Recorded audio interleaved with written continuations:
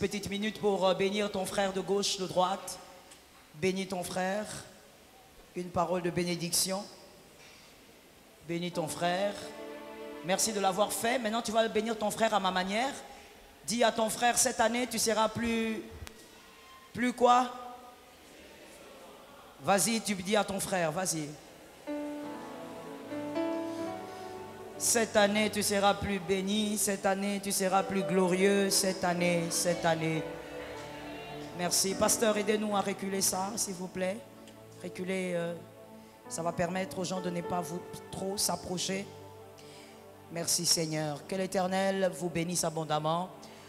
Et si tu as le nom de votre aîné, de ton aîné, tu peux venir déjà déposer comme on l'avait demandé. Aujourd'hui, nous allons prier particulièrement pour les aînés, les consacrer au Seigneur. Que l'Éternel agisse avec eux selon sa grâce. Je viens te dire bonsoir. Gloire à Dieu que tu vas bien. Que l'Éternel soit béni pour ta vie. Que l'Éternel soit béni pour ta santé.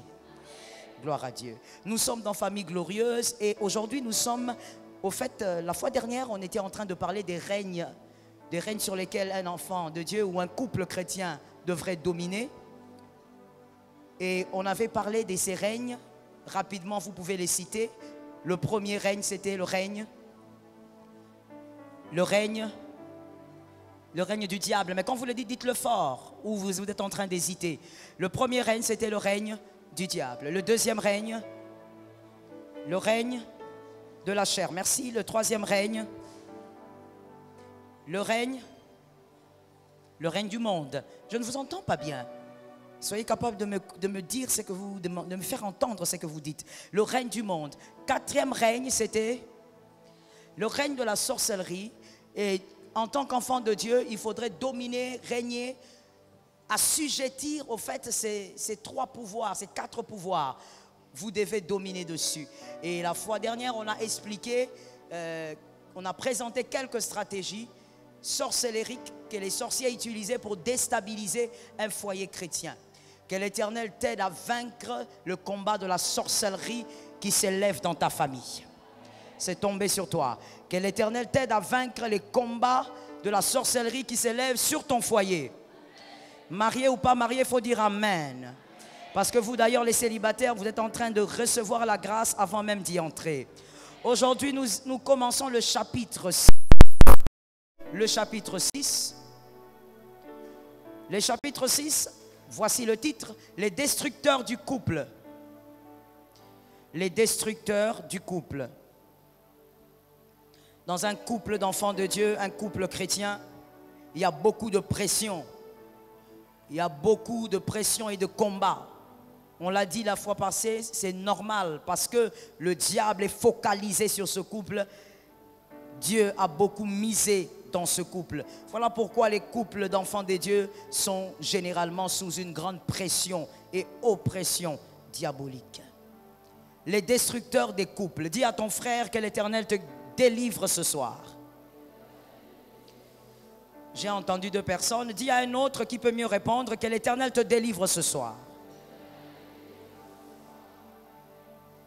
Je suis d'accord avec ton amen. Si vous subissez la présence de ces destructeurs, vous n'êtes plus un couple.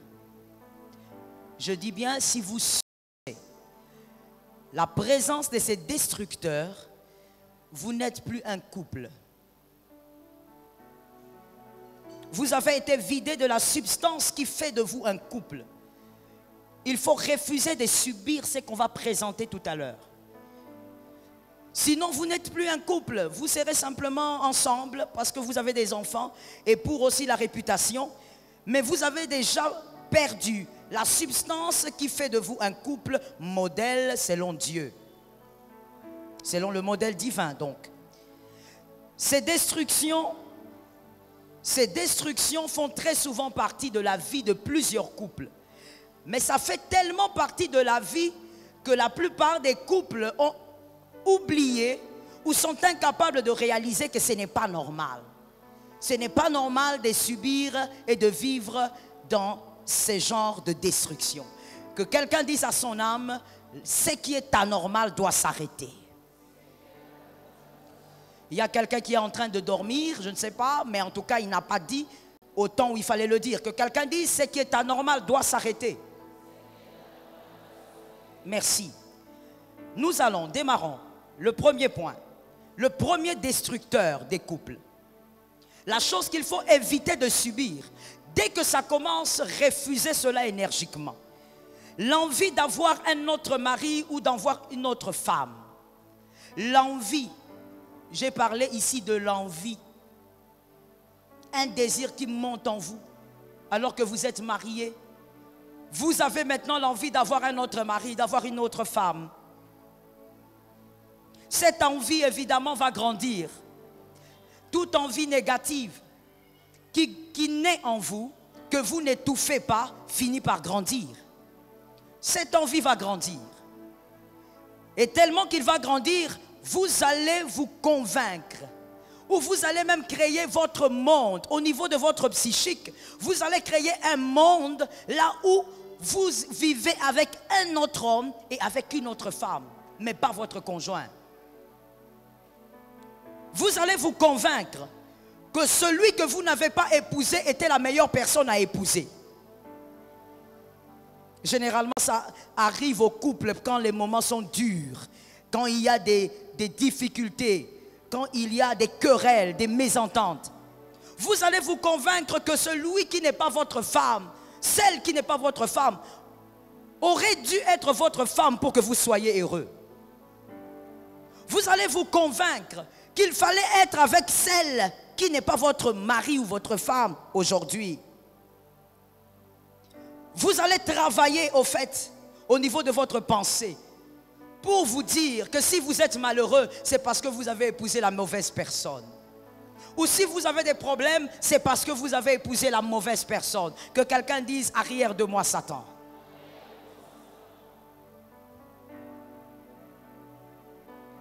Que l'Éternel nous fasse grâce. Jean 3, 27 dit ceci. Jean 3, 27. Jean 3, 27. Jean répondit, un homme ne peut recevoir que ce qui lui a été donné du ciel. Ça, c'est Jean qui répond à ses disciples qui lui posaient des questions sur le Christ. Mais c'est le verset, c'est ce qu'il a dit qui m'intéresse. Il dit, l'homme ne peut recevoir que ce que le ciel lui a donné. Qu'un homme ce soir sache, si tu crois que tu as été marié selon la volonté de Dieu, c'est la femme que Dieu t'a donnée. Je suis d'accord avec cet homme-là. Si madame, tu es sûre que tu t'es mariée selon la volonté de Dieu, alors sache que l'homme que le ciel t'a donné, ce que le ciel te donne, c'est ce qui est bon pour toi. Lorsqu'on commence à penser qu'on a épousé la mauvaise personne, tout se transforme en mal. Même le bien qu'il avait l'habitude de faire, ça change à vos yeux. Votre perception des choses change. Tout ce qu'il faisait d'agréable devient désagréable. Que quelqu'un soit délivré de ça.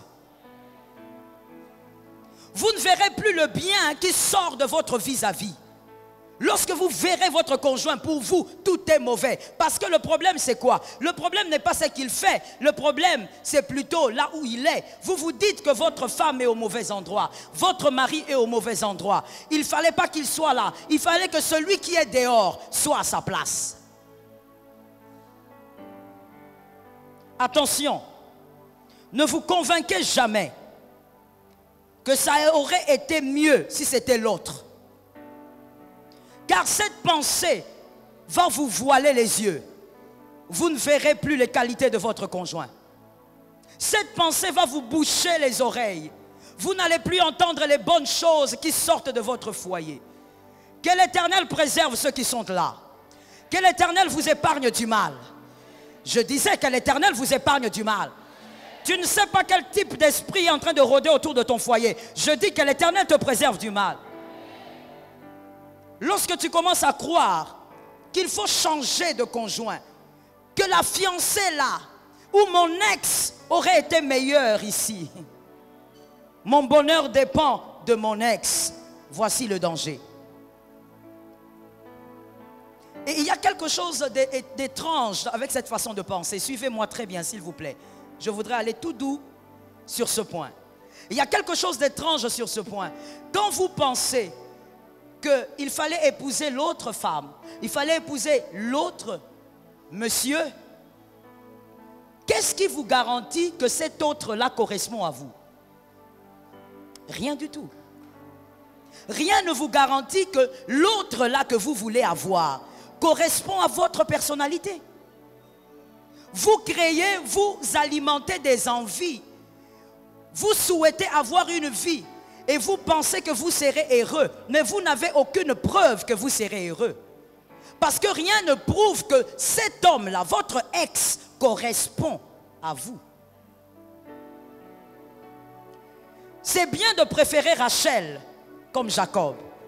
Plus des fois dans les couples, il y a des hommes Jacob, il y a des femmes aussi Jacob. Tu préfères Rachel. Je ne vais pas expliquer, hein, s'il vous plaît. Quand moi j'enseigne, j'aimerais bien que tu lises la Bible à la maison. Parce que moi je rencontre très peu les histoires bibliques. Parce que je considère que tu dois lire à la maison. Si tu es Jacob, tu peux préférer Rachel. Mais qu'est-ce qui te garantit que Rachel va te préférer toi?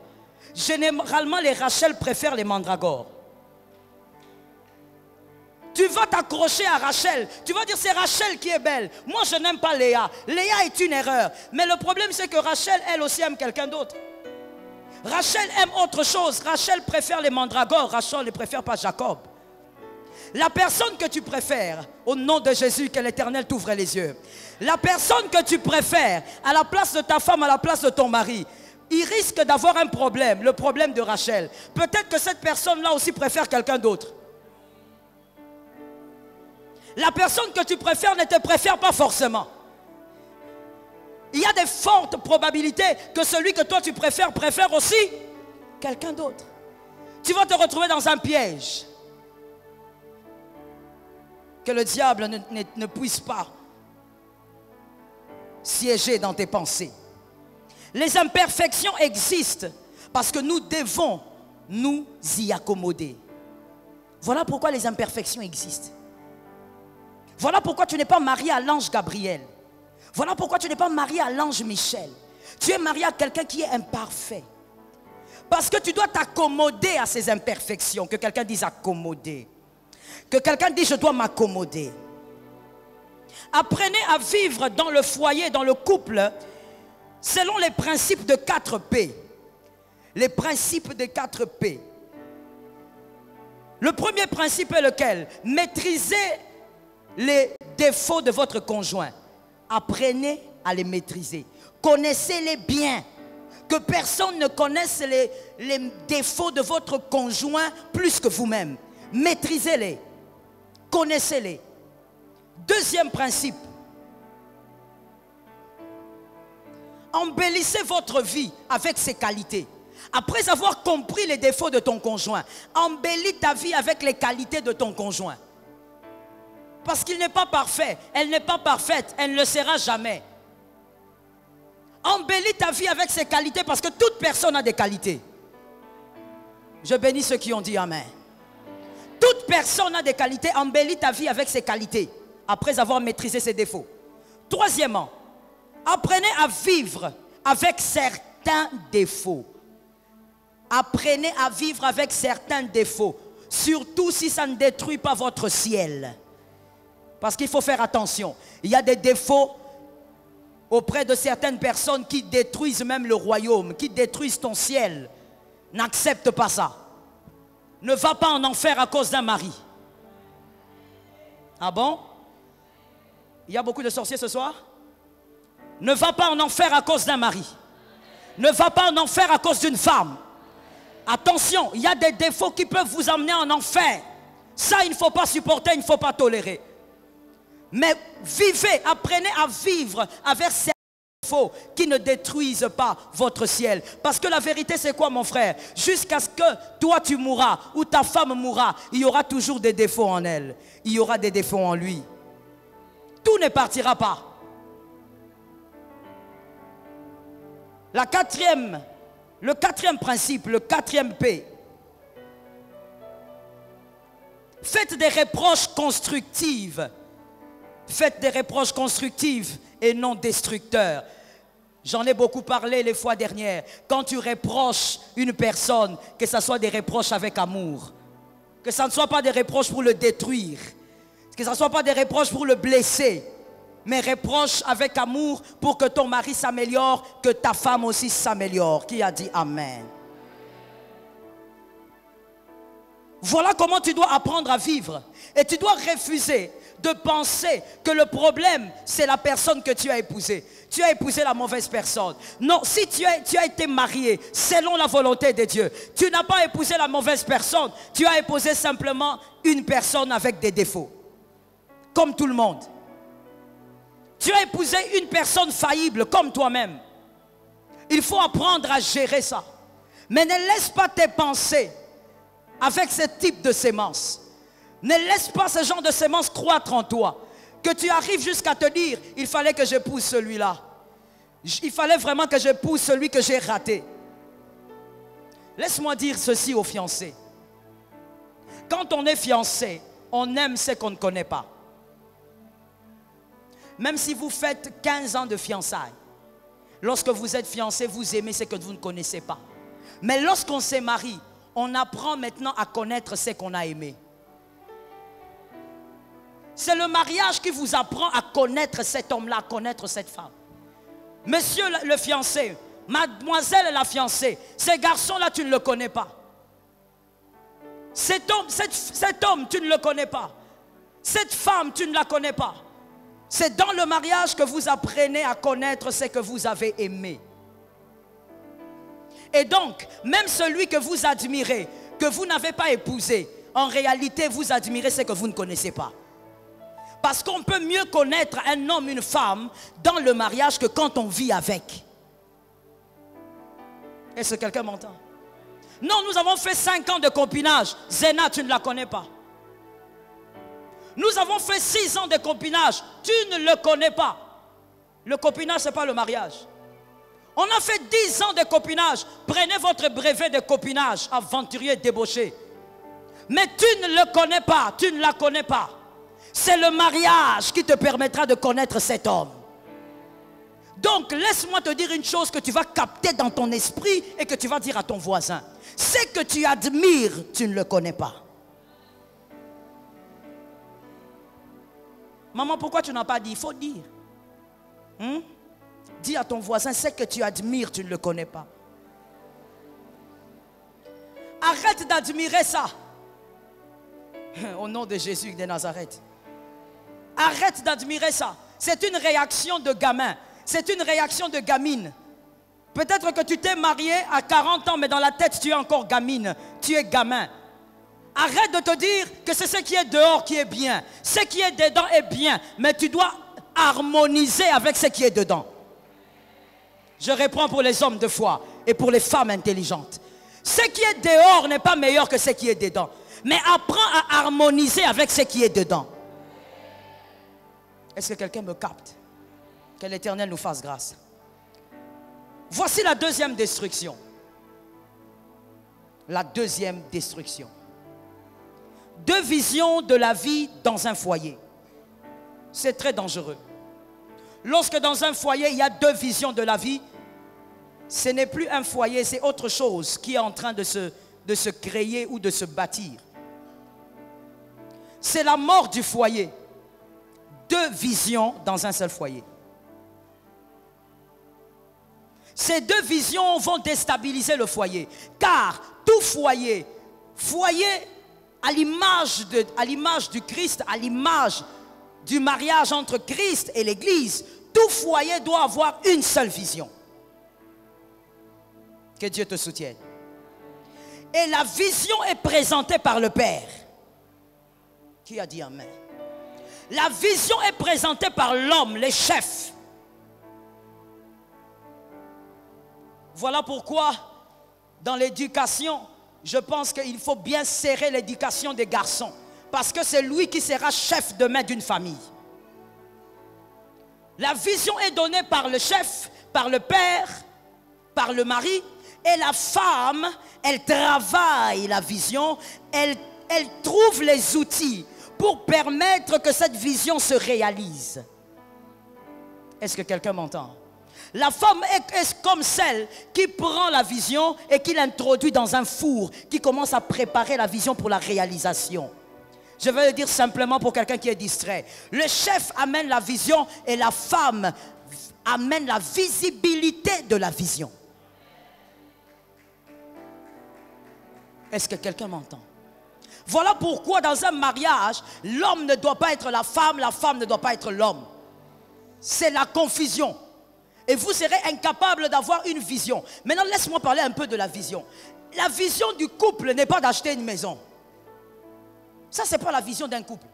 Ça, ce sont les outils qui vous permettront d'accomplir votre vision. Acheter une voiture n'est pas la vision d'un couple. Acheter une parcelle, ce n'est pas ça la vision maîtresse d'un couple. La vision d'un couple, c'est ce que Dieu a dit que vous devez devenir. Ça tombe sur ceux qui sont derrière là-bas. Parce que je sens que l'onction est là-bas. La vision du couple, c'est ce que vous devez être selon Dieu. C'est que la famille doit devenir selon Dieu. Quand on te demande quelle est la vision de votre couple, ne dis pas notre vision est d'acheter une parcelle à ma campagne. Ça, ce n'est pas une vision. Ce sont les outils de la vision. Mais ce n'est pas ça la vision. Le père de famille, le chef de famille doit savoir qu'est-ce que Dieu a dit sur sa famille. Que les hommes disent amen. Que les hommes me disent un amen 3 fois. Le chef de famille doit savoir qu'est-ce que Dieu a dit sur cette famille. Monsieur, tu veux te marier, mais as-tu déjà capté la vision de ta future famille? Ou tu crois que le mariage c'est seulement la sexualité et faire des enfants? Tu dois capter la vision de ta famille. Et tu dois aussi avoir une femme capable de prendre cette vision, de travailler la vision afin que la vision soit visible. Est-ce qu'on peut avancer? Voilà pourquoi dans un foyer, ma prière est que les célibataires reçoivent ça. Les filles célibataires épousaient des hommes qui ont les yeux des aigles. Épousaient des hommes qui croient en Dieu fortement. Un père de famille doit être un homme spirituel. Ici chez nous au Congo, on a remarqué que c'est plus les femmes qui se mettent à prier beaucoup et les hommes sont en arrière. Mon frère, c'est un problème d'enseignement. Un père de famille doit être celui qui jeûne dans la maison. Doit être celui qui se réveille la nuit, commence à parler en langue.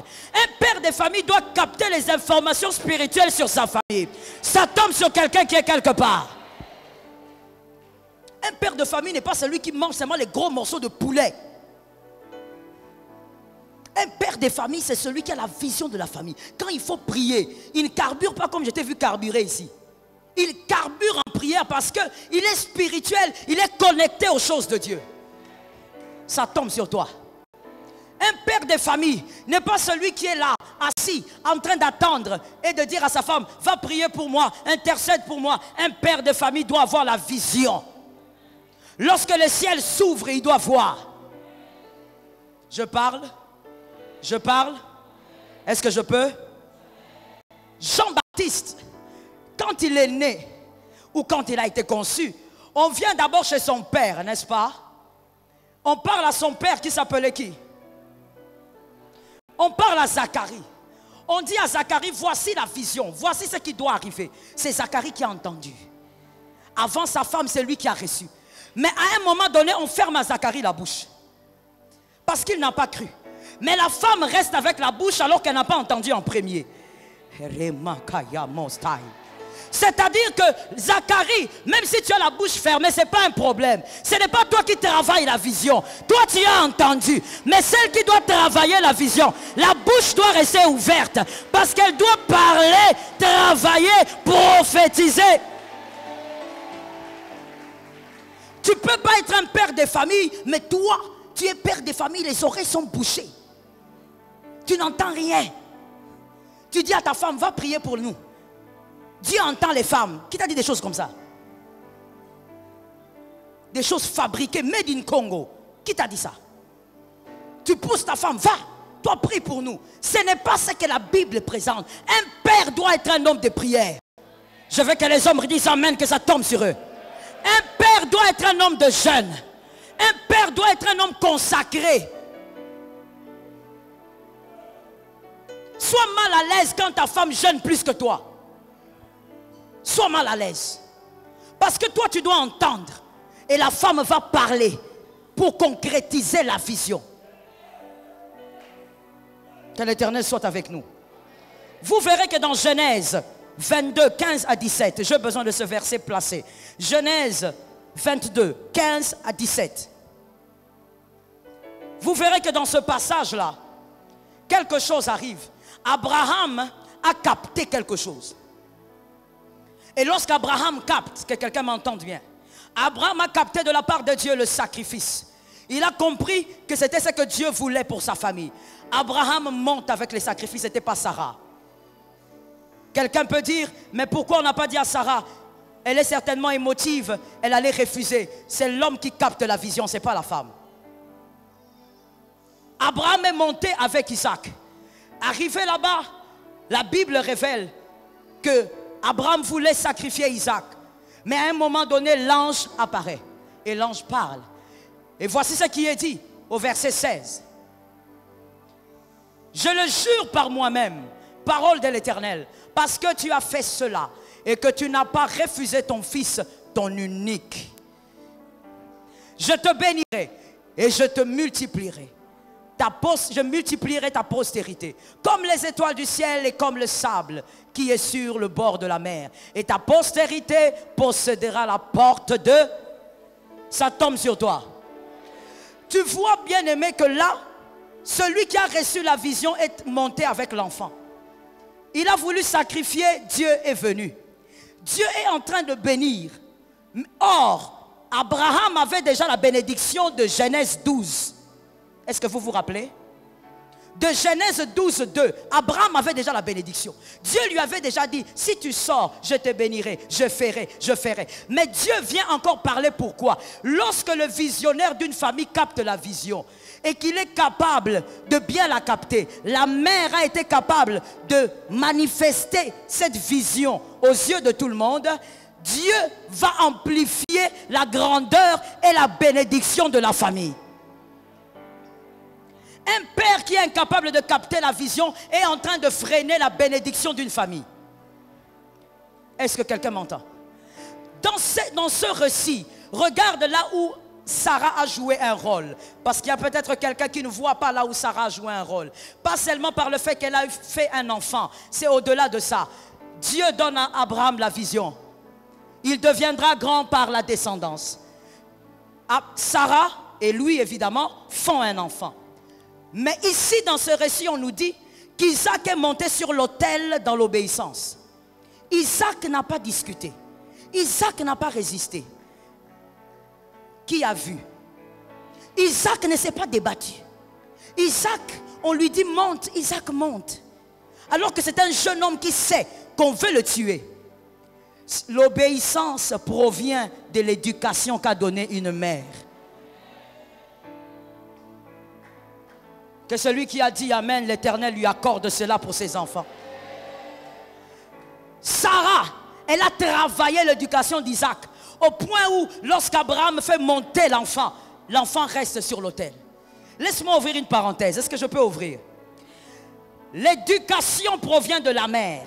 La Bible dit d'ailleurs l'instruction c'est le père et l'enseignement c'est la mère. L'éducation provient de la mère. Le diable a été rebelle. Il a été mauvais jusqu'à faire ce qu'il a fait. Il n'avait pas de mère.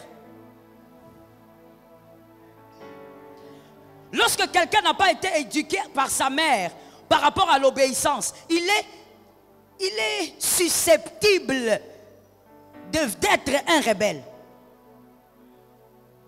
Lorsque l'éducation sur l'obéissance n'a pas été donnée à un enfant correctement, cet enfant a les gènes de la rébellion. Je compare maintenant avec un autre. Celui-là aussi vient du ciel. Celui-là aussi, d'ailleurs pas aussi, celui-là est éternel. Celui-là est redoutable. Celui-là on l'appelle Elohim. Romo Shakayama. Moi quand je cite son nom, je vois la gloire. Je vois les boiteux marcher. Je vois les aveugles voir. Je vois les sourds entendre. Il s'appelle Elohim. Celui-là Quand il doit venir sauver l'homme, il regarde le diable, il s'est rébellé. Il n'a eu aucune éducation maternelle. Lui, il entre dans les entrailles d'une mère. Je vais dire une chose forte, mais elle est biblique. L'obéissance du Christ était aussi due à l'éducation qu'il avait reçue. La Bible dit qu'il a été obéissant jusqu'à la mort. Je te démontre, moi j'aime bien, je t'ai dit, moi je suis bibliste, je te démontre selon la parole.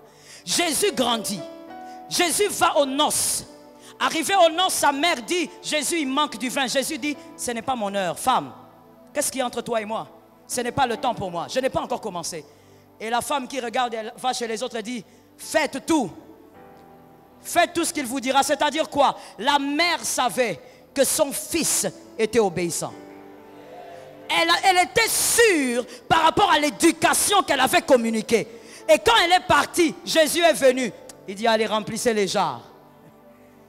Il a la sémence de l'obéissance. Pourquoi? Parce qu'il y a eu une mère qui a introduit cette sémence. Je dis à quelqu'un, même dans l'église du Seigneur, quand vous voyez quelqu'un être désobéissant, il a des gènes de la rébellion. Il a manqué de recevoir une éducation correcte sur l'obéissance. J'ai besoin des amen. Quand c'est la vérité, il faut dire amen. Même si ça te pique, il faut le dire. Quand quelqu'un a les gènes de la rébellion, il a raté l'obéissance, l'éducation de l'obéissance. Celui qui a appris à être obéissant, sa mère l'a communiqué cette éducation. Il sera capable d'obéir à Dieu facilement. D'abord à Dieu. Il sera capable d'obéir facilement. Il ne va pas souffrir. Et évidemment, il sera capable d'obéir aussi aux hommes, aux autorités, aux responsables. Il n'aura aucun problème. Mais quand vous voyez quelqu'un en train de passer à la télé, commencer à insulter, il insulte tout le monde, sauf personne, sans tenir compte que ces personnes ont des familles, vous devez comprendre qu'il a raté l'éducation liée à l'obéissance. Lorsque vous voyez quelqu'un à l'église, il a toujours un problème. Tout ce qu'on lui dit, c'est toujours un problème. Il n'est jamais d'accord avec rien. Il est toujours en train de résister. Le problème, ce n'est pas aujourd'hui. Le problème, c'est la genèse. La manière dont on l'a éduqué. Il y a eu des ratés quelque part. Voilà pourquoi, gloire à Dieu, l'église locale est là aussi pour la rééducation. Que l'Éternel nous fasse grâce. Donc je disais, l'homme doit capter la vision. Et la femme va travailler. Mais dans un foyer, quand il y a deux visions, c'est la mort. Tout ce qui vit, tout ce qui a de la vie, a reçu l'appel de Dieu. Tout ce qui a de la vie a reçu l'appel. Et tout ce qui a reçu l'appel, ou tout ce qui a été appelé, a un devenir à atteindre. Tout ce qui a été appelé, tout celui qui a été appelé a un devenir à atteindre. Tu dois devenir quelque chose. Ça tombe sur toi. Tu dois devenir quelqu'un. Et tout ce qui est appelé à devenir a pour responsabilité définir ce qu'il doit devenir. Si tu as été appelé par Dieu, ton couple a été appelé, c'est que vous êtes appelé à devenir. Mais pour devenir ce que vous devez devenir, vous devez bien définir ce que vous êtes appelé à devenir. Celui qui ne définit pas ce qu'il est appelé à devenir sera ce qu'il ne doit pas être. Ou il risque de courir vers des choses qu'il ne sera jamais.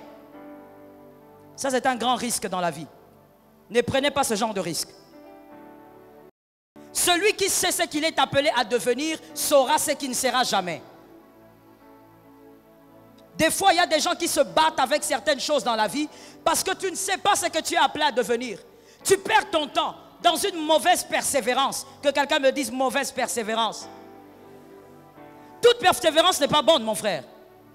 La bonne persévérance, c'est celle que vous réalisez selon votre devenir. Vous devez déjà savoir qui vous êtes appelé à devenir. Votre famille est appelée à devenir qui? Quoi? Pour éviter de vivre dans une mauvaise persévérance. Il y a des garçons qui s'attellent. Il est en train de persévérer. Il est en train de draguer une fille là de l'Équateur. Depuis qu'il a commencé. Il dit persévérance, persévérance, j'ai la foi. L'apôtre avait prêché, j'ai la foi, je persévère. Tu persévères alors que toi tu es appelé à épouser une Congo. Ne vois-tu pas que tu es dans une fausse persévérance? Tu perds ton temps, tu gaspilles l'énergie. Et l'énergie et le temps, c'est précieux mon frère. Pour ne pas tomber dans une mauvaise persévérance, définissez qui vous devez être. Définissez qu'est-ce que doit devenir votre famille, selon Dieu. Définissez correctement. Que Jésus nous fasse grâce. Et pour savoir qui on doit être, je l'ai dit, le père doit capter la vision. Le couple doit donc travailler ensemble. Monsieur, est-ce que votre femme connaît la vision de votre famille? Est-ce que vous-même, monsieur, connaissez-vous la vision de votre famille? Qu'est-ce que Dieu dit de cette famille? Qu'est-ce que vous êtes appelé à devenir d'ici 5 ans? Est-ce que vous le savez? Et si vous le savez, est-ce que votre femme travaille votre famille par rapport à la vision? Sinon, vous êtes en train de vous détruire. Lorsque la femme a une vision et l'homme en a une autre, vous travaillez ensemble, mais pour la destruction. Il y a aussi des cas, comme dans Matthieu 1, 19, des cas d'hommes qui ne comprennent pas bien la vision. Ça arrive aussi. Un homme qui est censé être leader, mais il ne comprend pas bien la vision de la famille. Dans Matthieu 1, 19, on voit l'exemple de Joseph. Joseph a fui pratiquement parce qu'il ne comprenait pas la vision de la famille. Il fallait que Dieu vienne lui dire, rentre là-bas. Voici ta vie. Ta vie, c'est que tu permettras au Sauveur de venir au monde. Il fallait que Dieu le ramène. Mais il y a des fois des hommes aussi qui ne captent pas la vision de la famille. Manque de sagesse.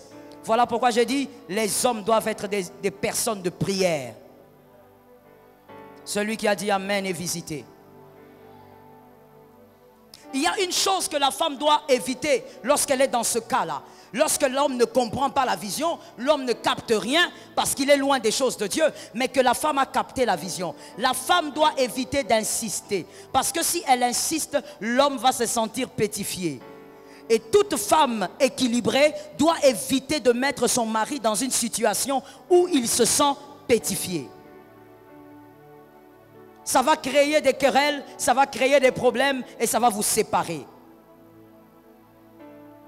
L'homme doit rentrer vers la définition selon Dieu.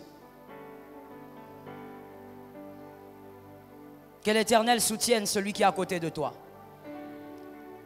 Quand vous n'avez pas la même vision, vous verrez que quand l'homme, il a capté la vision du Seigneur et que la femme ne comprend pas, vous verrez que quand l'homme veut avancer à gauche, la femme, elle, par exemple, elle préfère dépenser de l'argent dans les fêtes. Chaque week-end, elle est dans les fêtes.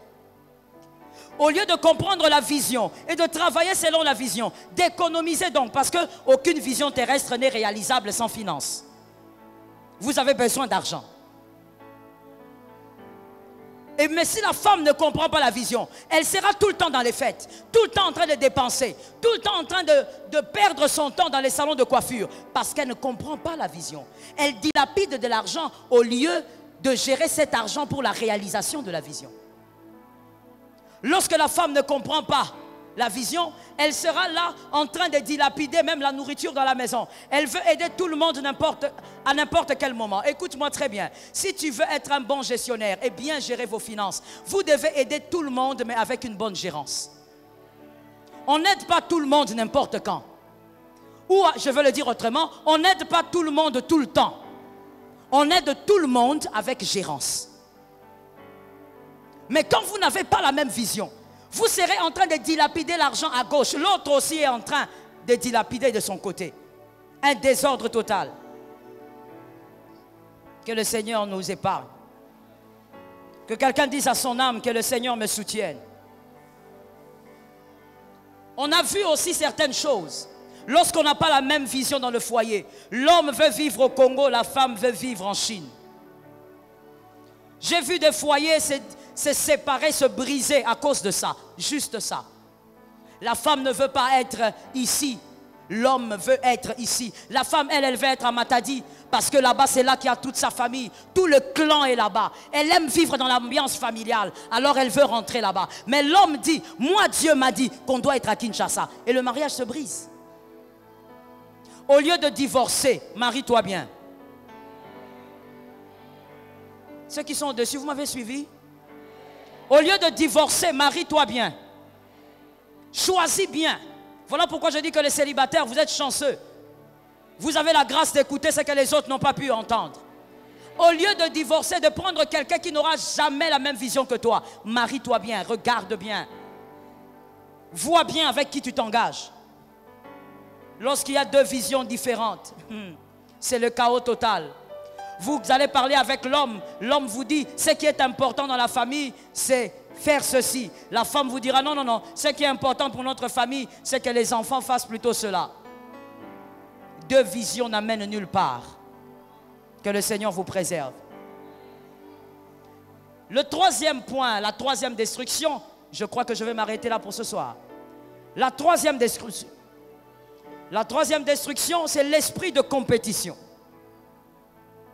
Un foyer qui est dans l'esprit de compétition est un foyer qui est en train de mourir, en train d'agoniser déjà. Un esprit de compétition. Votre foyer n'est pas un terrain de ring. Votre foyer n'est même pas un terrain de foot où quelqu'un doit marquer le but et l'autre est perdant. Votre foyer n'est pas un terrain de foot. Vous jouez dans la même équipe. Est-ce que quelqu'un m'a entendu? Vous travaillez, vous êtes ensemble dans un même groupe. Ce n'est pas un ring. L'esprit de compétition est diabolique et il est attisé par les esprits impurs. Lorsque un couple est en train de subir sa destruction, il y a l'esprit de compétition. N'oubliez pas les mariés et les célibataires. Le mariage est une vie de complémentarité. On se complète. Vous n'êtes pas meilleur que l'autre, vous complétez l'autre. Que quelqu'un dise ça à son voisin. Voilà ceux qui dormaient. Voilà, on les a eus. On les a attrapés gratuits. Je disais, dis à ton voisin, vous n'êtes pas meilleur que l'autre. Si dans un point Y, vous êtes plus fort que votre femme, c'est parce que vous complétez votre femme dans ce domaine-là. Je suis d'accord avec ton amen. Si vous, dans un domaine, vous êtes plus forte que votre mari, vous ne dépassez pas votre mari, vous complétez votre mari dans ce domaine-là. C'est une vie de complémentarité. Il n'y a pas de compétition. Et des fois, même cet esprit-là provient de l'extérieur. Que quelqu'un me dise extérieur. Que quelqu'un me dise extérieur. Des fois, ça provient de l'extérieur. Vous verrez des gens là, façon, des gens quelconques, venir vous dire, ah, en tout cas, non, non, non, non, toi, tu es plus excellent que ta femme. Je ne sais pas comment tu fais. Hein. Comment tu as fait pour épouser une femme baudet comme ça? Les gens de l'extérieur. Ils vont venir dire à la femme, non, non, non, non, non. Toi, tu es vraiment la femme de cet homme-là. Ce n'est pas possible. Mais toi, tu es excellent. Les sorciers, les serpents, les gens de l'extérieur. Tu dois avoir le courage de dire à cette personne, tu es un serpent. Moi, je complète mon mari. Moi, je complète ma femme. Ton esprit de serpent arrière. Ceux qui ont dit amen sont délivrés de cette chose. L'esprit de compétition. On veut toujours savoir qui est meilleur que l'autre. Je suis plus intelligent, je suis plus fort. L'Ecclésiaste 4, 9, 10 dit quelque chose de bien. Ecclésiaste 4, 9, 10. Donnez-moi ça s'il vous plaît. Donnez-moi ce verset. Merci. Lisons ça s'il vous plaît. Deux valent mieux qu'un, parce qu'ils retirent un bon salaire de leur travail. Donnez-moi la suite. Car s'il tombe, l'un relève son compagnon. Mais malheur à celui qui est seul et qui tombe sans avoir un second pour... Qui est quelqu'un toujours pour te relever? Je disais qu'il y a toujours quelqu'un pour te relever. Ah, je parle, je dis qu'il y a quelqu'un pour te relever. Prophétiquement, même dans l'avenir, qu'il y ait quelqu'un pour te relever. Voici même le sens du mariage. Monsieur, madame, c'est hilarant quand vous pensez que dans votre couple, vous êtes meilleur que l'autre. Vous êtes son complément. Que vous soyez l'homme ou la femme, vous n'êtes pas meilleur, mais vous complétez. Mais quand les personnes n'ont pas cette intelligence, cette notion des choses, il y a l'esprit de compétition qui s'installe. Un couple qui compétit est un couple qui est en train de mourir. Est un couple qui est en train de disparaître. Le couple qui est en compétition permanente. Voici ce qui se passe au niveau de l'homme. Je commence par l'homme et je vais finir avec la femme. Voici ce qui se passe au niveau de l'homme, au niveau des pensées même de l'homme. Un homme qui est en compétition avec sa femme devient le jumeau de sa femme, pas son mari. Vous devenez le jumeau de votre femme. C'est-à-dire, vous voulez absolument qu'on vous célèbre comme on célèbre votre femme. Vous voulez absolument qu'on vous acclame comme on acclame votre femme. Vous voulez absolument avoir des relations que votre femme a. Vous devenez comme des jumeaux, vous n'êtes plus un chef. L'homme perd sa position de chef. Pourquoi? Il est en compétition avec sa femme. On ne peut pas être en compétition avec sa femme. C'est un esprit. Un homme qui est en compétition avec sa femme souffre d'un complexe d'infériorité. Au fond de lui, c'est de ça qu'il souffre. Il souffre de ces complexes-là. Alors pour s'affirmer, il veut tout le temps, quand on fait quelque chose, il faut aussi qu'on fasse pour lui. Quand on fait une chose pour sa femme, il faut aussi qu'on fasse pour lui. Vous savez, il y a un monsieur, sa femme est allée accoucher, et gloire à Dieu, elle a accouché dans de bonnes conditions. Les gens viennent avec de l'eau, du lait pour sa femme à la maternité. Et puis le monsieur là, il est au couloir. Extraordinaire mon fils. Hein? Le monsieur là, il est là et puis il regarde quand la famille de sa femme entre avec des choses. Et puis c'est la famille de sa femme. Ils entrent avec les choses et puis le monsieur qui regarde, il dit, oh, mais où est le mien? Il veut aussi qu'on lui donne une boîte de lait. Parce qu'on a donné à sa femme, il faut aussi lui donner lui. Si tu es célibataire, tu as encore ça dans ta tête, ne te marie pas. Grandis un peu dans ton esprit et tu vas te marier. Le mariage n'est pas un lieu de compétition. Un homme doit être délivré de ça. Est-ce que quelqu'un m'entend bien? Lorsqu'on célèbre la femme, c'est à la gloire de son mari. N'est-ce pas ce que la Bible dit? Lorsqu'on célèbre une femme, c'est à la gloire de l'homme. Tu ne peux pas être jaloux pour des choses comme ça. C'est la destruction de ton foyer. Deuxièmement, lorsqu'un homme est en compétition avec sa femme, il est jaloux du revenu financier de sa femme. Il devient jaloux. Lorsque sa femme a de l'argent, il veut savoir c'est combien et elle fait quoi, ça va où. Je veux que les chefs disent amen. Ah bon? Donc toi tu n'es pas chef. Je me suis trompé. Je veux que les chefs disent amen. Que les hommes disent amen. Écoute monsieur, l'argent de ta femme, il ne faut pas avoir l'œil dessus. Ça t'amoindrit, ça te diminue, ça te pétifie, ça te rend kirikou. Je suis en train d'avancer, fils. Doucement mais certainement. Ça fait de toi un petit kirikou. Si tu ne connais pas kirikou, il faut aller chercher. Ça veut dire que toi tu es chef mais tu deviens tout petit. Parce que tu veux savoir, on t'a donné combien? Tu as fait quoi avec? Donne-moi un peu. Le chef dans sa maison, il est roi. Je croyais que je parlais. Le chef, le mari dans sa maison, il est roi. Le roi ne regarde pas ce que les ouvriers touchent. Jamais. Un roi doit garder sa position. Attends bien que Betty aux roi. Comme on dit chez nous, charisme, hein? Toujours. Il n'y a pas de pain à la maison, mais tu as vu ta femme, elle prend les sacs, il y a des billets verts là-bas. Charisme toujours. Et tu ajoutes même, tu lui dis, je te donnerai l'argent le soir hein, pour les enfants.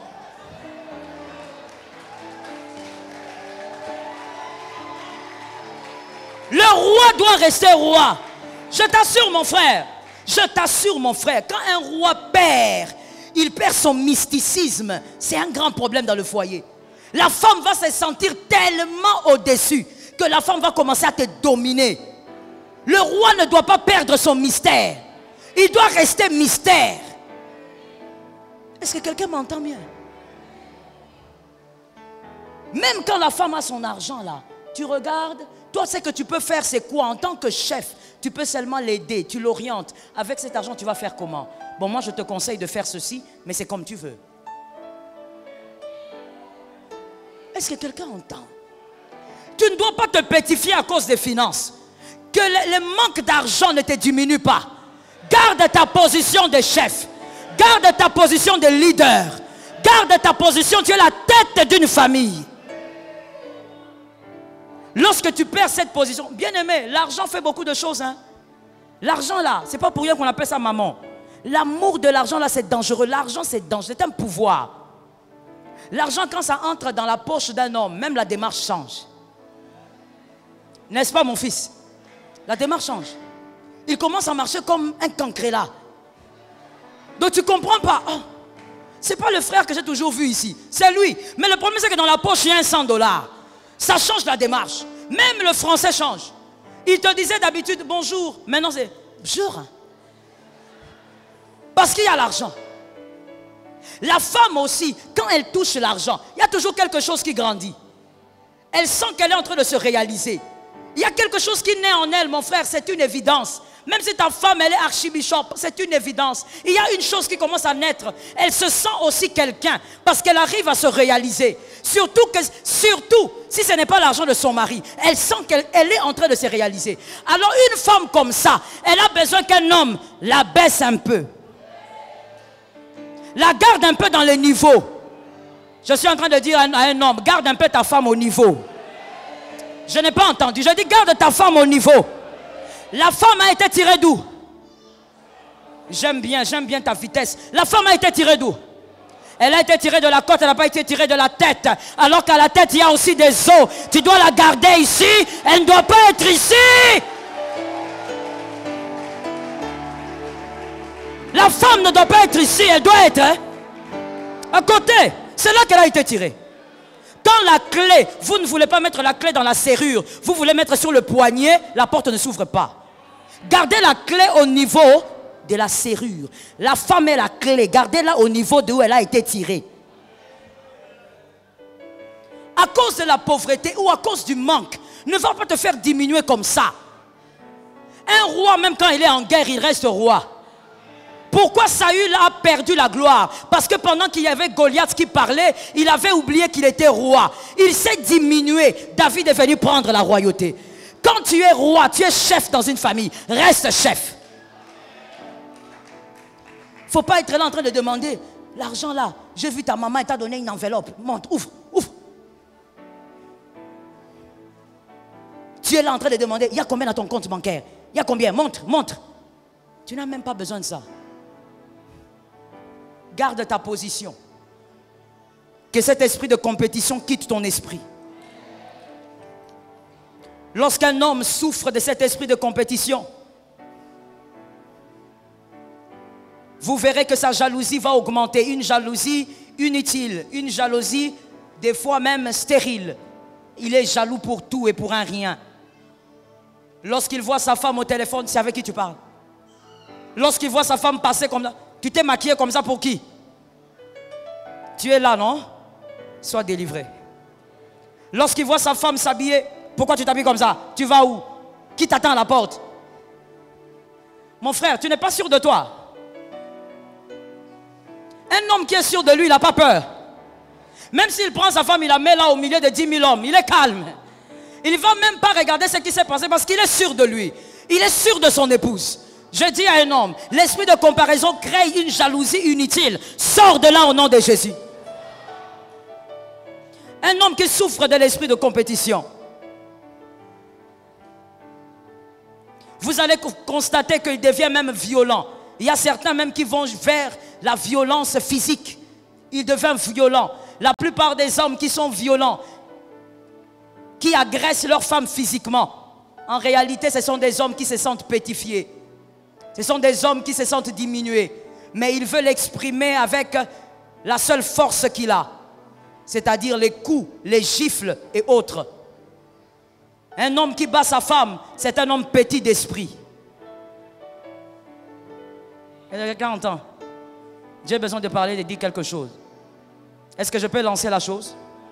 Que ça tombe sur les plus forts. Si tu es faible, il faut sortir. Je dis ceci. Un homme qui bat sa femme est un homme petit, est un homme faible. Est un homme qui est incapable de s'exprimer avec son intelligence. Alors il utilise la force. Un homme intelligent ne touche pas sa femme. Ne touche pas sa femme, même pas pour gifler. Parce qu'il est assez fort pour convaincre. Donc quand un homme il est comme ça, il faut prendre cet homme-là, le ramener dans les jardins d'Éden, qu'il redevienne encore un homme. Il n'est pas encore un homme. Il y a quelque chose qui a raté dans la fabrication. Dis à ton frère, quelque chose avait raté dans la fabrication. Oh, j'étais en colère, j'ai giflé. Tu gifles parce que tu as un problème d'intelligence. Celui qui est intelligent, il parle, il convainc. Toi, tu es incapable de convaincre. Quand tu veux parler seulement. Osala qui bordait dans la classe. Même à l'école, tu étais bordé. Tu étais bordé. Tu n'arrivais pas à t'exprimer. Voilà pourquoi quand il y a un problème, tu ne fais que gonfler. Pourquoi tu gonfles? Parle, exprime-toi, défends-toi ou impose quelque chose. Mais parle, ne lève pas la main. Les amens ne sont pas sortis. Il y a beaucoup d'hommes violents ici. On va faire la délivrance. Un homme qui sait convaincre, qui est sûr de sa langue, n'a pas besoin de lever sa main. Il va parler et il va te convaincre. Et s'il doit déclarer ou il doit imposer une situation, il va l'imposer. Il sait que ce qu'il va imposer va se faire. Il n'a pas besoin de lever sa main. Mais toi, comme tu as confondu, quand tu t'es marié, tu croyais que tu avais épousé une girafe, ou un lion, ou un éléphant. Voilà pourquoi tu te bats. Et puis généralement, les hommes qui battent leurs femmes comme ça, appellent un autre homme sur le terrain. On va le... Il est en train de bastonner la pauvre fille là qui est toute mince comme ça. C'est parce qu'elle est petite là. Quand t'appelles seulement un garçon même plus jeune que toi de 2 ans, il va te frapper. Un homme qui se sent en compétition avec sa femme, des fois même il va souffrir des faiblesses sexuelles. Parce qu'il est affaibli au niveau de son moral, affaibli au niveau de ses pensées, de son psychique, il est touché. Et vous verrez même que dans l'intimité aussi ça commence à jouer. Il devient faible, il devient fatigué, il n'arrive plus à rien faire. Et quand il n'arrive plus à rien faire, il va dire à sa femme, ah c'est parce qu'aujourd'hui en tout cas, tu n'étais pas très belle. Il va trouver des raisons, mais le problème c'est lui. Laisse-moi ouvrir une parenthèse pour dire, frère, sois humble. Il n'y a qu'un seul frère qui a dit amen. Vous avez un problème. J'ai dit frère, sois humble. Quand tu sens que dans l'intimité, ça ne marche pas, humilie-toi. Va même chercher le médecin là. Si c'est coquille là, il faut aller. Il faut aller vers les tradis. Même toi-même, hein? Nanenga robatama. Ba Nicodème peut bazalaka. Ok, nanenga robatama. Attends à minuit. Tu dis que frère, papa, moi je sens que je ne suis plus quelqu'un. Tu n'es plus quelqu'un, je ne suis plus quelqu'un. Rends-moi quelqu'un. Tu fais entrer les bidons à la maison. Tu dis aux enfants de ne pas toucher les bidons. Ils vont boire comme ça, c'est un problème, hein? Il faut être prudent. Tu caches les bidons même en dessous du lit. Si ta femme vient balayer là-bas, tu dis, je vais balayer moi-même. C'est important, mon frère, parce que de toutes les manières, cet aspect de la vie dans un couple, ça aussi un pourcentage important. Tu ne peux pas être un chef qui n'arrive pas à carburer. Il faut être un chef qui est capable de...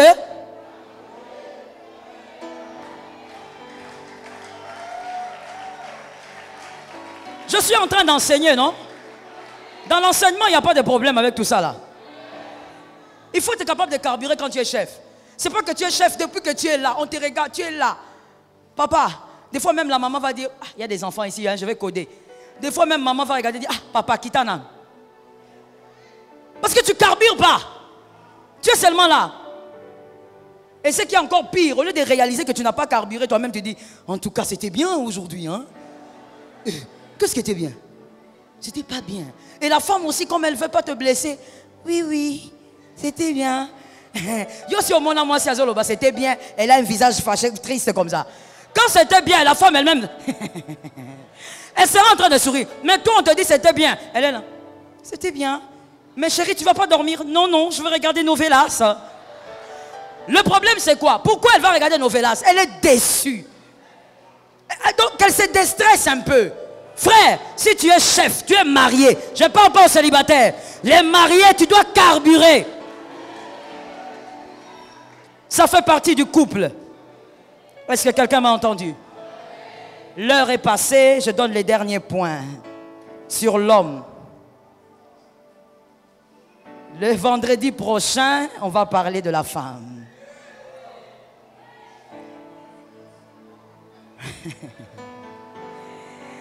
Lorsque l'homme a l'esprit de compétition, il chante partout les faiblesses de sa femme. Il dit partout à toutes les personnes qui peuvent lui écouter: ma femme, elle est incapable de faire ceci. Ma femme n'est pas propre. Ma femme, vous savez, elle est impolie. Ma femme, ça veut dire partout il va chanter les incapacités de sa femme. Quand vous voyez un homme qui se comporte comme ça, c'est que quelque part, il a l'esprit de compétition en lui. Il veut que les hommes lui donnent raison. Il veut que les hommes soient avec lui. Il veut que les hommes soient de son côté. Un mari, un chef n'a pas besoin de ça. Tu n'as pas besoin que les gens soient de ton côté. Tu as besoin d'aider ta femme si elle a des défauts ou si elle a des tares. Mais pour l'aider, va vers la meilleure personne. Que l'Éternel te bénisse et que Dieu bénisse sa parole. Alléluia! Acclame le Seigneur éternel, acclame le Seigneur glorieux, acclame le Jésus de Nazareth, acclame le Dieu de ton foyer, le Dieu de ta famille, le Dieu de ta maison. Acclame Jésus, le rocher des âges. Alléluia. Donne des acclamations, que le monde des ténèbres soit dans la débandade. Jésus, Jésus, Jésus, Jésus. Jésus, merci de te tenir debout. Nous allons directement dans la prière, mon frère. Si tu n'avais pas déposé ton enveloppe des aînés, tu peux déjà déposer ton enveloppe. Nous allons dans la prière. Ceux qui sont assis, s'il vous plaît, tenez-vous debout. C'est le moment d'une prière forte et puissante. Nous avons les mains levées. Nous allons prophétiser 3 fois. Je réussirai dans mon mariage. Tu ne sais pas là où le diable t'attend, il faut bien parler. Tu es célibataire, brille comme jamais avant. Nous déclarons 3 fois: je réussirai dans mon mariage. On y va, 1, 2, 3. Au nom de Jésus, quoi qu'il arrive, prophétise, Jésus est avec toi.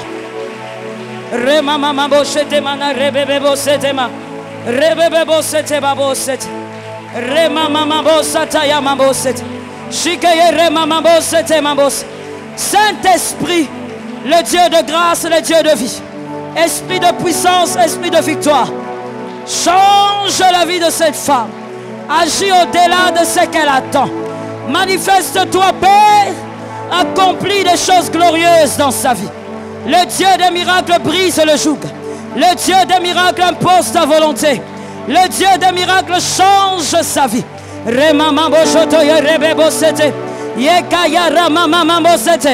Qu'une nouvelle gloire entre dans ta vie. Au nom de Jésus.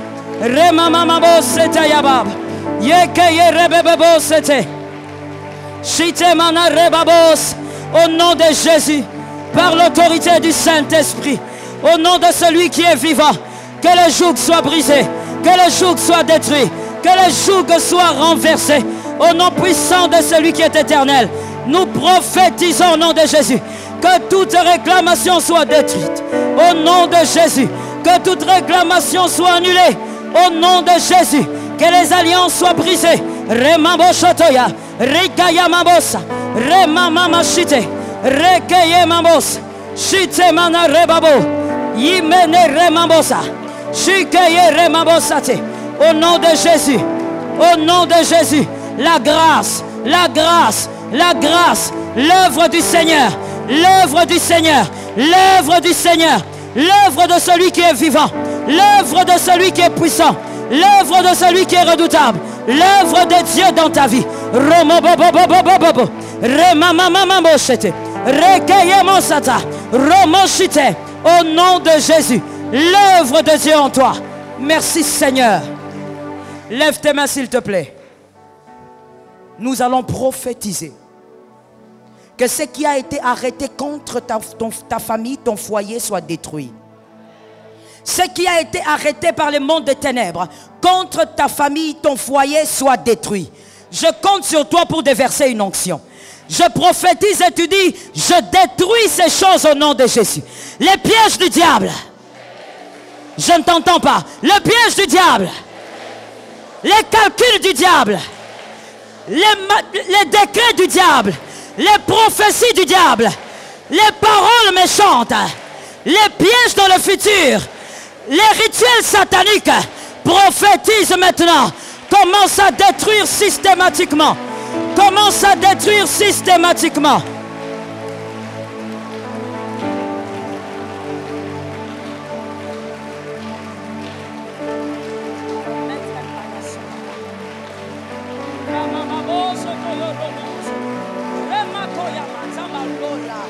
Change sa vie. Change sa destinée. Qu'un miracle entre en toi, dans ton corps, maintenant. Reçois cela.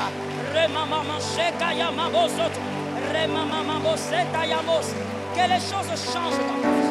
Que les choses changent dans ta vie. Que ton parcours soit influencé. Au nom de Jésus. Que ton parcours soit influencé par l'autorité du nom de Jésus.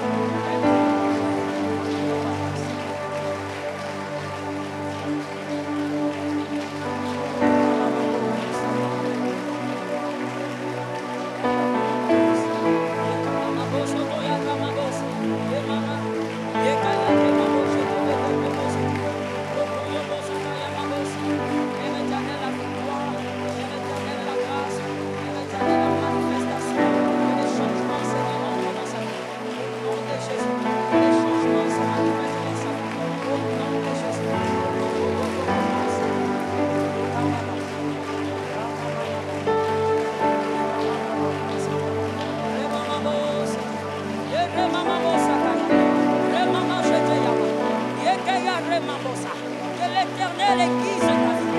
Que l'Éternel aiguise ton parcours. Que ton chemin soit balisé. Que ton parcours soit différent. Que ton parcours soit glorieux. Que l'onction des dieux brise le genou. Que ce qui n'était pas positif soit tombe maintenant. Que ce qui n'est pas positif soit brisé maintenant. Au nom de Jésus.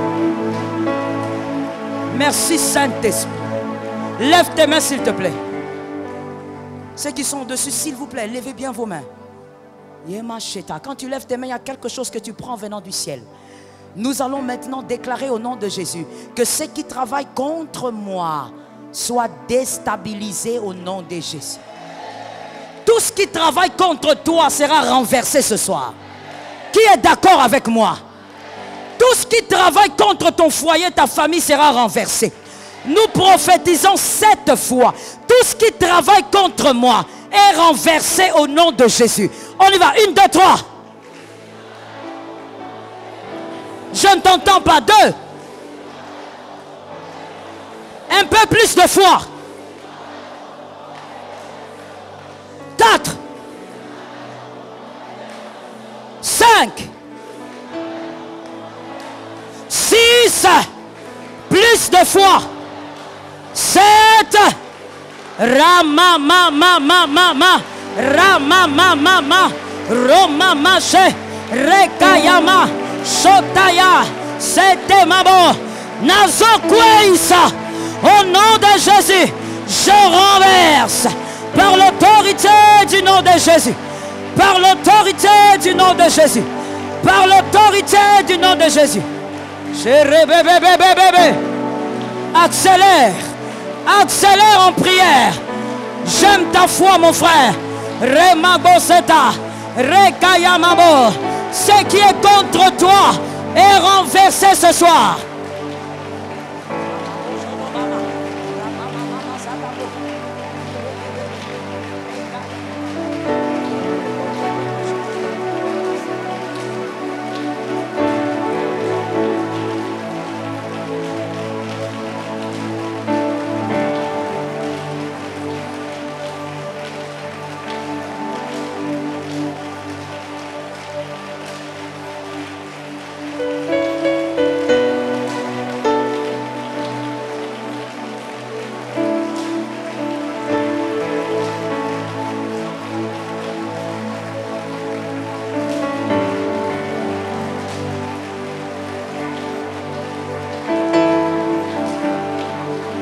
Merci Saint-Esprit. Lève tes mains mon frère. Lève tes mains mon frère. Même si on me demandait d'entrer dans ta famille, je serais heureuse. Parce que tu es celui qui se bat spirituellement pour ta famille. Nous allons déclarer, celui qui est en moi est plus fort que celui qui agit dans ma famille. Il y a des pouvoirs qui agissent sur les familles. Dans toutes nos familles, il y a ce pouvoir-là. Des pouvoirs occultes. Mais nous allons déclarer, celui qui est en moi est plus grand que celui qui agit dans ma famille. Les mains levées, nous les déclarons 3 fois. 1, 2, 3. Celui. 2. Crois en ça, 3. Prophétise. Appelle Jésus. Appelle Jésus. Appelle celui qui est vivant.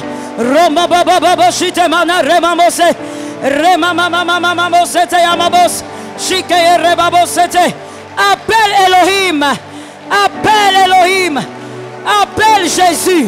Celui qui est en moi, il est plus grand que celui qui veut combattre ma famille.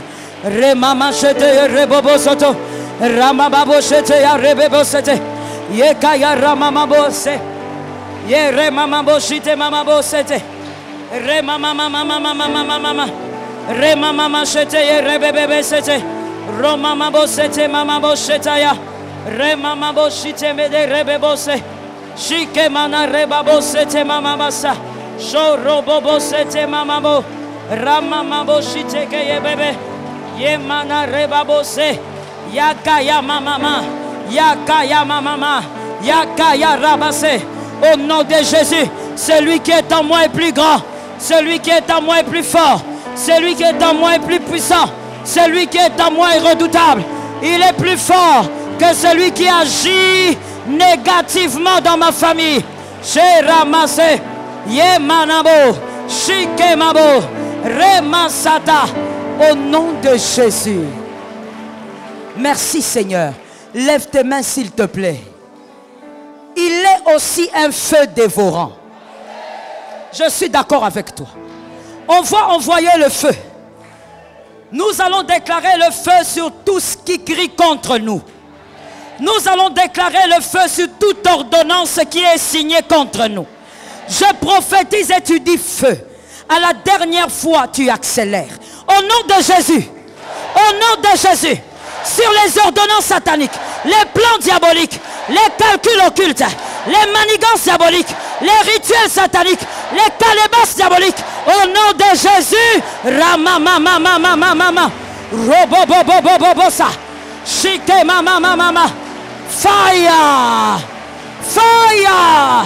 Que le feu localise les ordonnances diaboliques, localise les calebasses sataniques. Jésus! Shemana remabos, Shemana remas, Shemana bo, Yemana rima, Shekaya ramabo, Shitemana robose. Fire! Fire! Fire! Au nom de Jésus, le feu de Dieu, le feu qui brûle, le feu qui consume, le feu qui renverse, le feu qui annule, le feu qui détruit les plans du diable, les calculs obscurs. Au nom de Jésus. Shemana remamamamamboseta, remamamosete, remamamashike. Robobobosata, Shita, accélère, accélère mon frère, accélère ma soeur, prophétise, déclare ce feu, au nom de Jésus. Shemana rebos, Shemana ramabo, Yekamoseta, Shite mene rebo, Shite manabo, Shike manabosa, Shere mamama, Emanasete, Romosata. Yemasete, Shikebosa, Shikemese. Merci Saint-Esprit. Lève tes mains mon frère. Lève tes mains ma soeur. Tu vas prophétiser maintenant que les opportunités de cette année, tu les saisis. Toutes les opportunités de cette année, tu les saisis. J'étais en train de dire quelque part et je te le dis aussi. Cette année n'est pas une année du corona. Cette année est une année que Dieu t'a donnée. Il y a des opportunités à saisir. Lève bien les mains, je prophétise, tu dis, j'ai saisi mes opportunités. Au nom de Jésus, de cette année, malgré les problèmes, malgré la maladie, malgré les combats, je prophétise ce soir, commence à les prendre au nom de Jésus. Hey, Jésus est de ton côté. Jésus est de ton côté. Chérie Mamos. Jésus est de ton côté. Jésus est de ton côté. Saisis les opportunités. Ne laisse pas le diable prendre ce qui est à toi. Ne laisse pas l'ennemi prendre ta part. Saisis-les. Prends-les. Pour toi et tes frères. Pour toi et tes enfants. Pour toi et ton conjoint. Pour toi et ta conjointe. Prends-les. Chérie maman bossete. Robobobo chitema. Robos. Chikeye rebabos. Cheta maman bossa. Chikeye brababa. Au nom de Jésus, j'ai saisi les opportunités qui sont à moi, attachées à mon nom, attachées à ma famille. Je les saisis. Remambosata. Toutes les opportunités qui sont attachées à moi, je les prends. Je les prends. Au nom de Jésus. Merci Saint-Esprit. Lève ta main droite maintenant. Tu vas prier pour ton aîné. Si tu as des enfants, tu pries pour ton fils, ta fille aînée. Mais si tu n'en as pas, tu pries pour l'aîné de votre famille. Si le né est épanoui, c'est une bonne prophétie pour les autres. Il est la porte de bénédiction d'une famille. Tu vas prophétiser sur lui. Parle au nom de Jésus. Ramamo. Donne-lui comme une offrande au Seigneur. Ton fils aîné, ta fille aînée. Donne cet enfant comme une offrande au Seigneur. Charabosa. L'aîné de votre famille. Présente cet aîné comme une offrande. Shimana. Que Dieu prenne soin de lui. Remebosa. Père éternel, je te recommande et je te présente mon aîné. Dieu fidèle, je te la recommande et je te la donne comme offrande. Puissant de Jacob, que sa vie soit la vie que toi tu auras décidé. Seigneur, qu'elle aille là où tu auras décidé. Saint-Esprit, qu'elle rencontre les personnes que toi tu as prévues. Remambo. Seigneur, qu'elle ne commette pas mes erreurs. Qu'elle ne commette pas les erreurs de son père. Qu'elle ne commette pas les erreurs de sa tribu.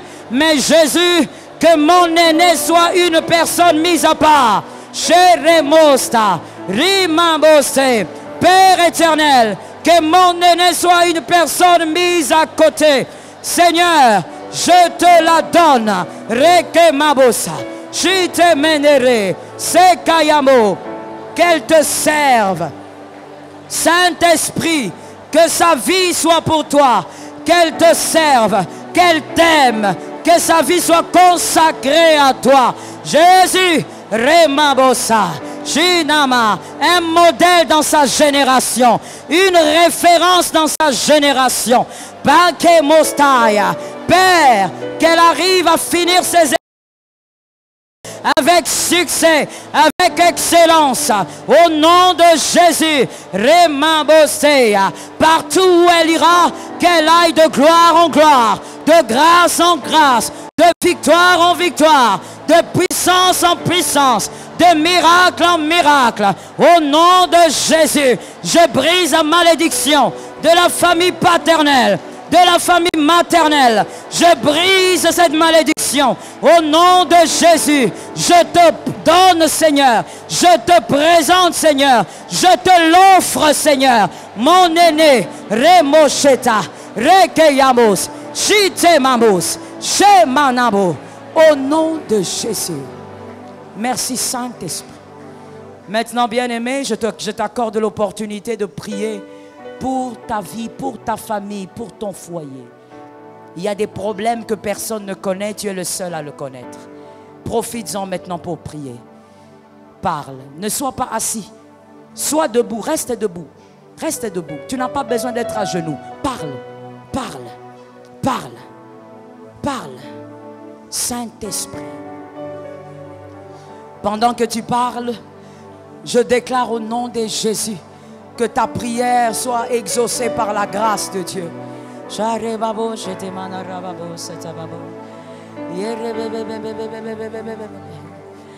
Oh, sabababos, sabababos. Yebababos, sabababos.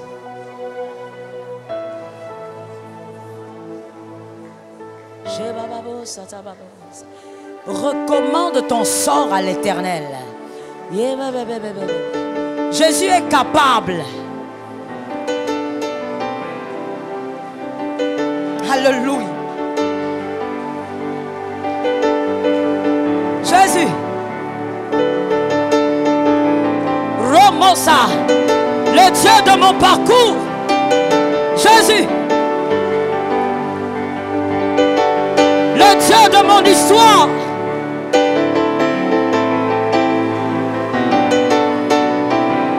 Jésus. Le Dieu capable. Le seul capable de briser le joug. Le seul capable d'exaucer. Invoque Jésus, mon frère. Invoque Jésus, ma soeur.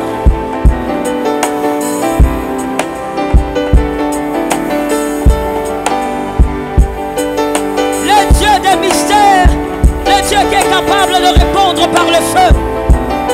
Le Dieu capable de répondre par le feu, Maître éternel.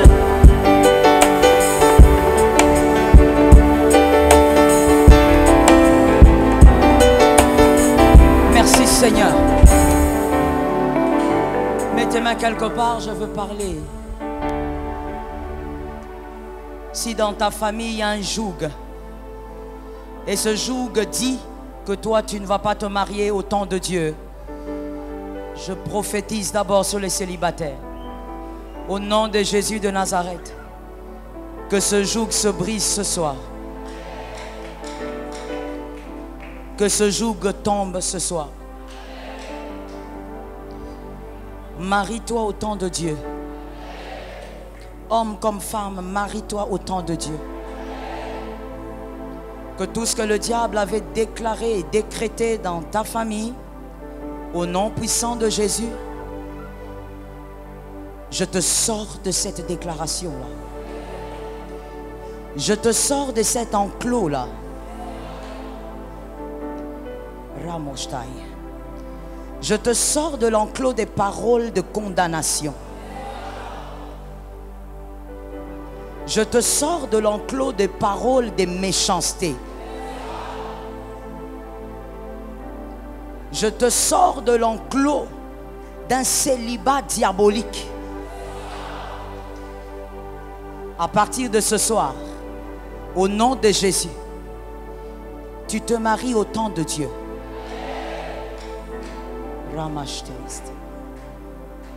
À partir de ce soir, Saint-Esprit, amenez-moi de l'huile, s'il vous plaît. Rapidement.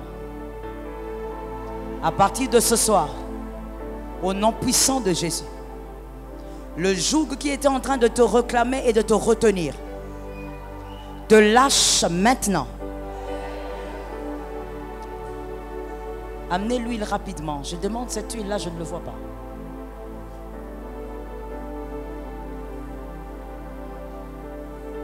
Les hommes, allez là-bas. Que les hommes travaillent. Que les femmes, protocole, relaissent un peu. Que les hommes travaillent.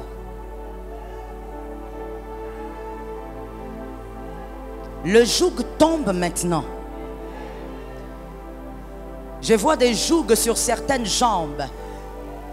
Mais au nom de Jésus de Nazareth, le Seigneur incomparable brise ce joug-là. Ce joug se brise par l'autorité du nom de Jésus. Tu sors de cet enclos-là. Toi, tu arrives à vivre ton mariage au temps de Dieu. Tu arrives à vivre ton mariage au temps fixé. Donnez au pasteur Micheline, s'il vous plaît. Tu arrives à vivre ton mariage selon le calendrier céleste. Et j'entends ça dans mon esprit. Laisse-moi libérer la parole. Sois connecté à l'Esprit du Seigneur. Hein? N'écoute pas comme écoutant un journal télévisé. Au nom de Jésus, que le joug se brise.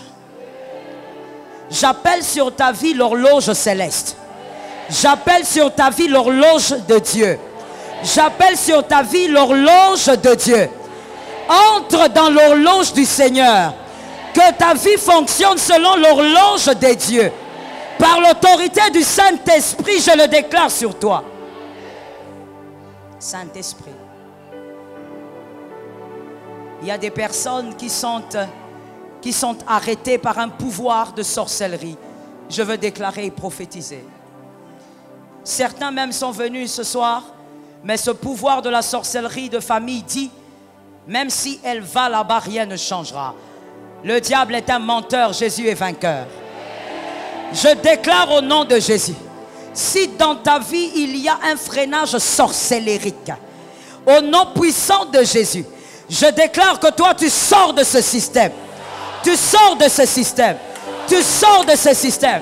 Tu sors de ce système. Le pouvoir de Dieu t'introduit dans le système de Dieu. Je te sors de ce système sorcellérique. Ramostai Amostai. Saint-Esprit. Les protocoles allaient derrière. Je veux aussi les protocoles devant, là, au-dessus plutôt. Charamostai. Mais si quelqu'un arrive à toucher au-dessus, il ne faut pas la descendre. Gardez-la là-bas, on va mettre de l'huile. Charamostai. Que le pouvoir de la sorcellerie lâche la vitesse de ta vie ce soir. Le pouvoir de la sorcellerie. Les incantations nocturnes. Au nom de Jésus, ça laisse ta vie maintenant. Par l'autorité du nom de Jésus, ça quitte ta vie maintenant.